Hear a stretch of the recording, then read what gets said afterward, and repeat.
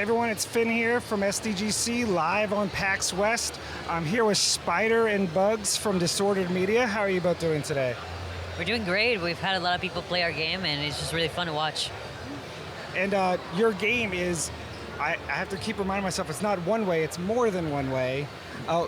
If you had to give people a brief elevator pitch about what this game's about without like giving too much away, what would you tell people? The game is about being stuck in a haunted video game, and you need to figure out what happened to the 3 developers that left it unfinished. There's a lot of different paths you can take, and they're all based on different eras of the internet and the horror that's attached to them. And what roles do each of you play in the development? I'm the writer, she's the programmer. Yeah. Nice. We're both co-creators of the game. And you were telling me before we started that you're not big on, like, you get scared easily too, just like me, so you actually keep scaring yourself making the game? Yeah, and even like as I'm playtesting or even just programming a new feature, I just get jump scared, forgetful easily, like kind of like what we put in the game. And it's kind of a fun experience, a quick litmus test of like how scary it is. Nice. By the way, if you can't hear what I'm saying, let me know. I've lost my entire voice. So behind us, we're surrounded by what I can only assume are part of the things that will scare me. What can you tell us about all of these lovely characters? They're all based on different eras of the internet. So from the 90s up to recent times in the middle years, we try to pull some horror from the internet out of that. We have Ophelia, who's based on chainmail horror. You know, those emails that you would get as a kid? Back in the day. Yeah.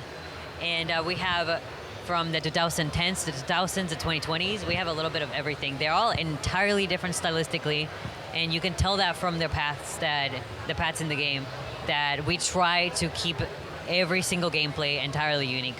I feel like the 2020s one is should be the worst of it. Anyway, so especially like, how did you pull from each of these eras?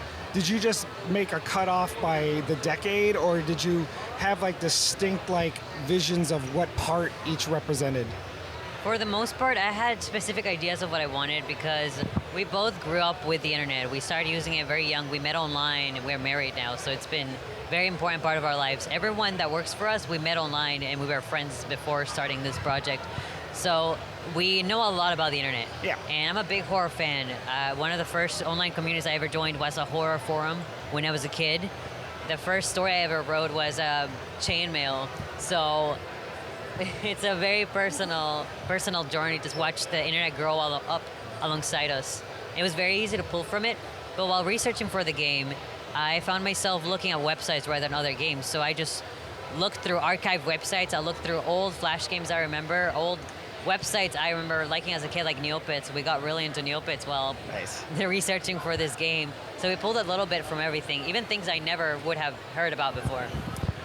What would you say each of your favorite eras is? Represented in-game, not just like... I think for myself, the like very early 2000s, when people were just starting to make these like forums to talk about the things they like. Especially one of my like favorite memories of when we were researching for this game was looking into websites like these old forum chats where people were talking about the X-Files as the episodes were coming out, theorizing in real time, and standing where we are now, being able to still read those and see how people were reacting in real time. I wasn't, cognitive at that time, so I didn't know, like... You don't have to make me feel that old, damn. Well, that's more in the 90s. Yeah. You were around for the 2000s. Yeah, but I don't think I was sitting around watching like X-Files going, oh. But yeah, I really like fascinated by kind of like those interpersonal like relationships people were building kind of in the public eye, but they didn't really have a concept of how public it would be or that it would still linger till today. Yeah. What about you? Is it the chainmail one? Well, I have a big attachment to those early years as well. It was early 2000s when I first started using the internet, and it's what I remember the most. I'm very fascinated by the 90s because I was just born, so I couldn't really experience it.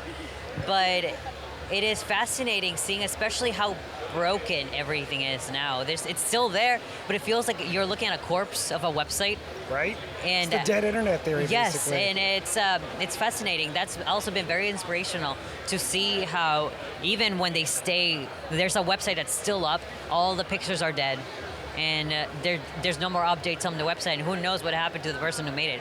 I find that very interesting. There's a lot of history to see just through clicking links at random. Yeah. So, what would you say the genre, I guess, would be horror, obviously, Yes. but what's the gameplay like? Like, what's the loop? How do people actually experience the story you're telling? It's a first-person survival game. There's a strong focus on puzzles. The gameplay is, as far as the demo goes, you're in a hallway and there's a lot of doors, and every door takes you to a different path for the character that you want to do the gameplay of. And these characters are all within the fictional video game the developers were creating. The gameplay is you go through that room and it's a specific gameplay specific to that character, entirely different from every other path. Nice. They're all very unique. There's some that are more you look for clues and put pieces together to figure out what's going on in the room. Others are mini games, and others are more you walk and explore. So it depends on which character you pick. Right, nice. What length of gameplay are you aiming for? Or is this one of the things where once you pick a path, you're locked in, so it encourages replay? Or For the full game, the path that you pick will affect future events that happen in the game and future paths that you pick. For now, in the demo, you pick one path, you stick to it, you reach an ending, and then you can replay it and see another Nice. one. And you get bits and pieces of the main storyline about the developers. Well, your booth is very packed, so we don't want to take up too much of your time. So why don't you let people know where they can follow the progress and follow the game? Well, we have our website, disorderedmedia.com, and that has all of our links to all of our socials, mainly Disordered Games on Twitter. And we also have a Discord where people can join and theorize on the game and interact with us one-on-one as well. Do you ever see them theorizing, realize someone's completely right, and then change it just so that they aren't right? No, that's never happened. Right now we have a ARG, so people are free to theorize based on Nice. the ARG. But it's still just, I know exactly what I put in there, and it's just little bits and pieces to get some hype up, get people interested, get them trying to figure things out. And it's not whether they're right or wrong. It's just about watching them try to figure out. It's really fun, but I would never change the story based on I the wouldn't theories. think you would. But, we do like to end on one very tough question. Yep. It might be the hardest thing you answer all day, so I apologize in advance. In your heart of hearts, if you have to choose, cake or pie? Cake. I think I would do pie. 50-50 split. Yeah. There is no right or wrong answer. I'm team pie, but they're team cake, so you know what? Everybody wins. But we're on the right one. So. Well, there's more You're not supposed to varieties say of that cakes. in front of us. And you can get all kinds of different cakes. That's true. I mean, you're not wrong. So, but thank you very much for your time. I hope no your problem. PAX goes incredibly well. Do you have a targeted release date or anything yet? The demo comes out this month, and the Kickstarter follows after that. Nice. So the success of the Kickstarter will dictate the timeline that we take on from that. Makes perfect sense. That's awesome. Congratulations. Thank you. you. Have a great day. You too. So much.